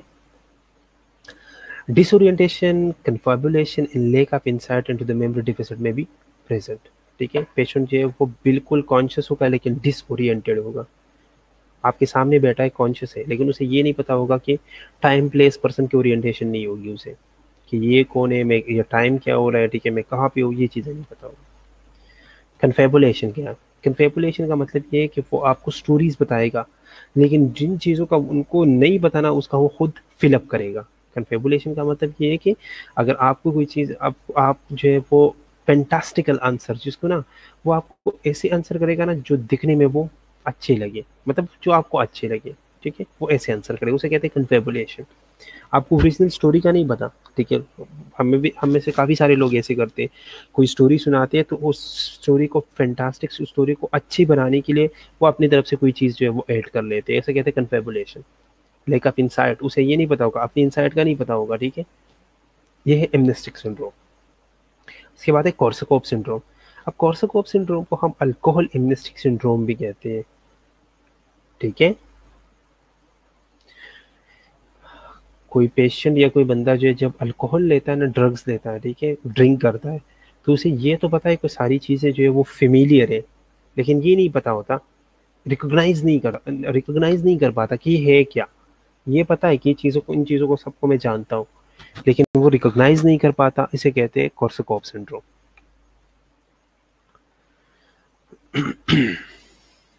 यहाँ तक कोई क्वेश्चन?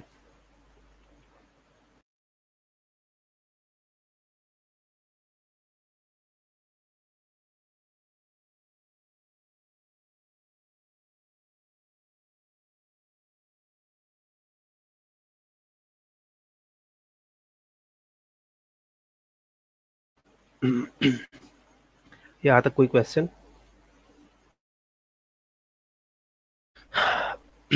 अब मेमोरी का रोल क्या है नर्सिंग में? हम रोज जाते हैं, ड्यूटीज करते हैं, ठीक है। अब आपसे किसी ने पूछा आप लोग मेमोरी क्यों पढ़ रहे हो, आप लोगों ने क्या करना है, जाके हॉस्पिटल में ड्यूटी करनी है, ठीक है, फाइल देखो, पेशेंट को केयर दो और मेडिसिन लगाओ और आ जाओ। तो मेमोरी क्यों पढ़ रहे हो? मेमोरी का एक बड़ा रोल है, ठीक है। Duty performance is heavily dependent on memory. हम जितनी ड्यूटी परफॉर्म करते हैं ना हॉस्पिटल के अंदर, वो टोटली डिपेंडेंट है मेमोरी के ऊपर। और अगर हम किसी चीज़ को भूल जाते हैं ना, अगर हमने किसी चीज़ को फॉरगेट किया, फॉरगेटिंग में result into serious negligence of duty. आप कोई एक चीज़ भूल जाते हो ना, तो आप नेग्लिजेंस की तरफ जाओगे, आप नेग्लिजेंस ऑफ ड्यूटी में आओगे, ठीक है। वो चीज़ नेग्लिजेंस में काउंट होगा। नर्स को बहुत सारी चीज़ें जो वो रिमेंबर करने पड़ती है एफिशिएंट परफॉर्मेंस शो करने के लिए, एफिशिएंटली परफॉर्म करने के लिए। सबसे पहले आपकी ड्यूटी आवर्स, टाइम से जाना है, टाइम से निकलना। The next one, patient name. Patient name बड़ा इंपॉर्टेंट है, आपको पता हो कि पेशेंट का नाम क्या है। आपने किसी एक का मेडिसिन किसी और को लगा दिए, तो फिर उसका बेड नंबर, पेशेंट की केस हिस्ट्री आपको पता होनी चाहिए। सारी चीज़ें आप याद करते हैं, मेमोरी का काम है। उसका ट्रीटमेंट कोर्स, जब ये आया उसको ये मेडिसिन जा रही थी, अब उसकी कंडीशन डिटोरिएट हो रही है या उसकी कंडीशन जो है वो बेटर हो रही है, हमने मेडिसिन चेंज किया, अब ये मेडिसिन जा रही है। मेडिकल टर्मिनोलॉजी इसको आपको पता होना चाहिए। कोई आपको कहे कि ये ड्रग है, ठीक है, ये ले लो, और ये ओडी में दे दो, ये बीडी में दे दो, ये एचएस में दे दो, आपको पता ही नहीं है कि ये क्या बोल रहा है, तब क्या करोगे? उसके अलावा मेडिसिन के लेबल का पता होना चाहिए, ठीक है। इस तरह बहुत सारी चीज़ें हैं ड्यूटी के अंदर। जब हम ड्यूटी करते हैं ना हॉस्पिटल में, तो काफ़ी सारी चीज़ें हमें याद रखनी पड़ती है। उन सारी चीज़ों का अगर हम सही तरह याद रखेंगे तो तब भी हम एफिशिएंटली परफॉर्म करेंगे। अगर नहीं करेंगे तो ये चीज़ें हमारे नेग्लिजेंस में काउंट होगी, हमारे ऊपर केस बन सकता है, हम कोई गलती कर सकते हैं, किसी पेशेंट को नुकसान पहुंचा सकते, किसी पेशेंट की डेथ हो सकती है, ठीक है। तो इसीलिए हमें बहुत ख्याल रखना पड़ता है।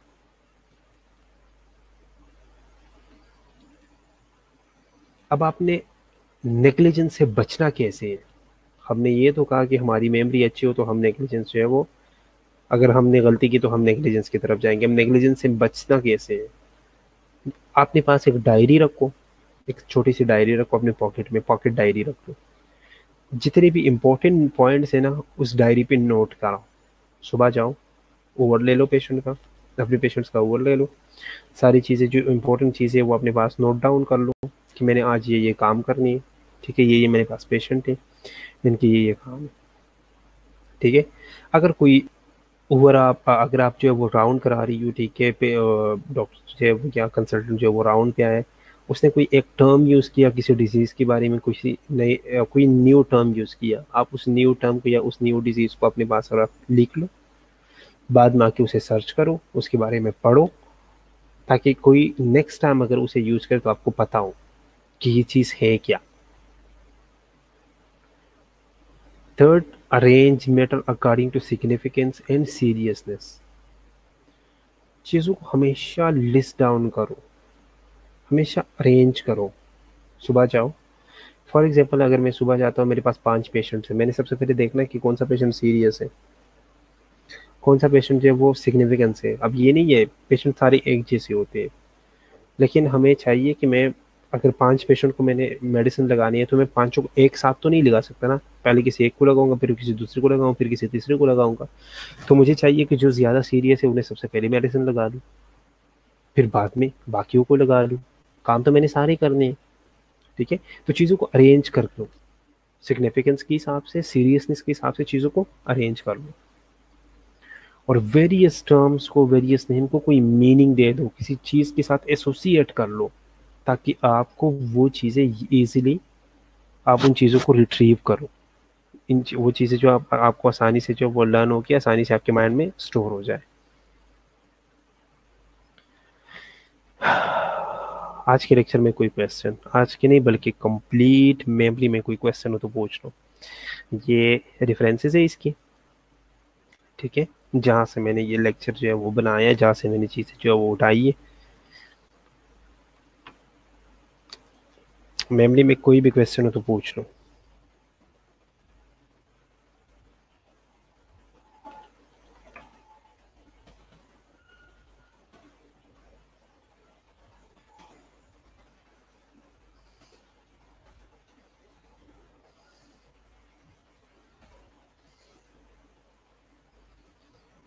कोई क्वेश्चन नहीं है। जो या दो ही कंडीशन होते हैं जब कोई क्वेश्चन नहीं होता, या तो सब कुछ समझ आ गया या कुछ भी समझ नहीं आया। सब कुछ समझ आई है तो पॉसिबल नहीं है, तो फिर मैं क्या समझूं? ठीक है, अगर सब कुछ समझ आ गया तो ये तो बहुत अच्छी बात है।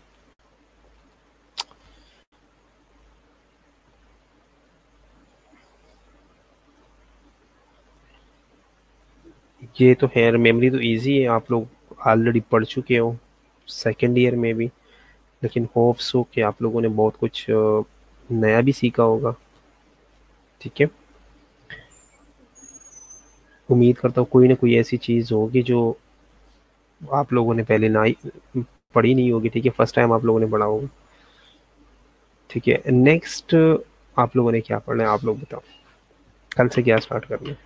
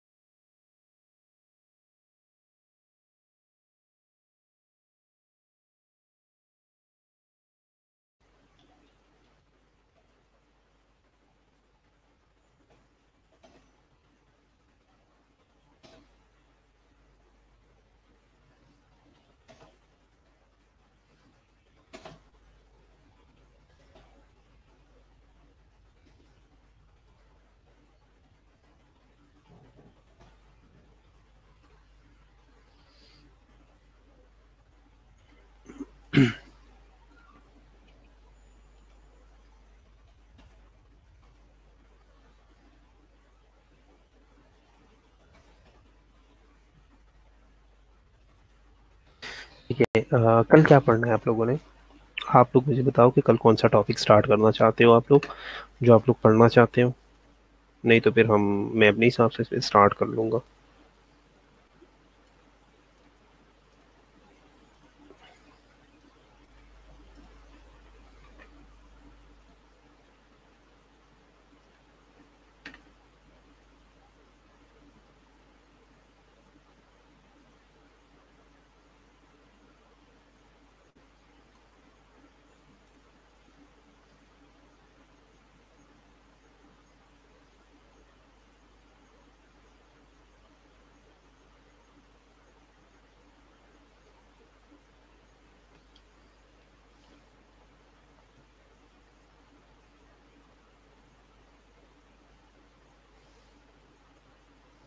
चलिए मैं खुद ही स्टार्ट करूँगा फिर कोई भी चैप्टर।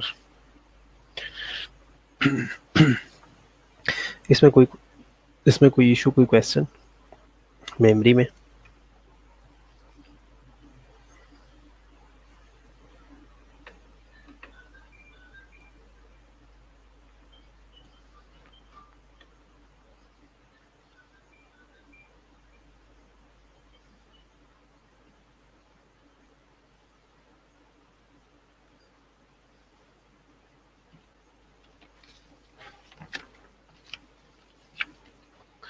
कोई क्वेश्चन हो तो पूछ लो आप लोग।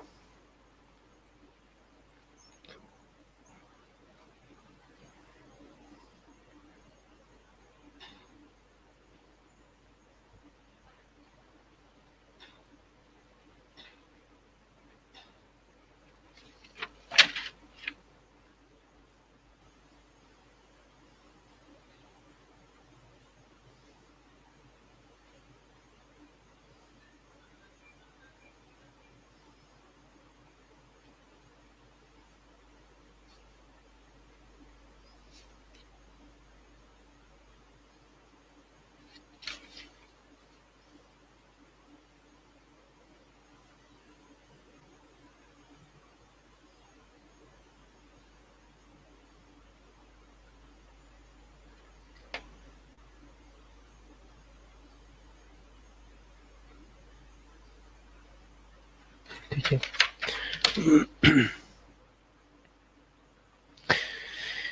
चले अगर कोई क्वेश्चन नहीं है तो फिर अटेंडेंस तो फिर मैंने लगा ली।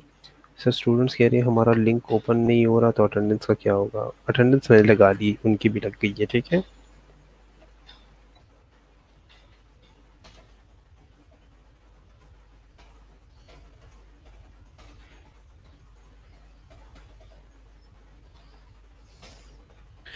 मैंने स्टार्ट की अटेंडेंस पे दोनों लगा दी। ठीक है, जो स्टार्ट में अटेंडेंस दी थी ना, उसी की बेस पे मैंने वो ये अटेंडेंस भी लगा ली। तो कोई इशू नहीं है। चले, उन्हें कहते परेशान होने की ज़रूरत नहीं है। अब जिसकी लिंक का इशू आया तो उनकी गलती नहीं है।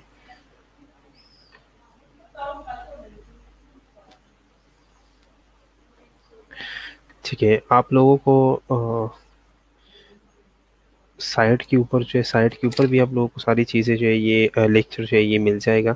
ठीक है, और इसके अलावा अगर आप लोग कहते हो तो मैं व्हाट्सएप ग्रुप में भी शेयर कर लूँगा। ठीक है, और एस में भी अपलोड हो चुका है। एस के आप लोगों का अगर लॉगिन का भी इशू है तो अभी नेक्स्ट वीक तक, मतलब एक वीक तक आप लोग अभी वेट कर लो, इंशाल्लाह वो एक वीक तक वो इशू रिजॉल्व हो जाएगा। ठीक है, साइट पे मैंने ऑलरेडी अपलोड कर लिया है, साइट से आप लोग ले सकते हो।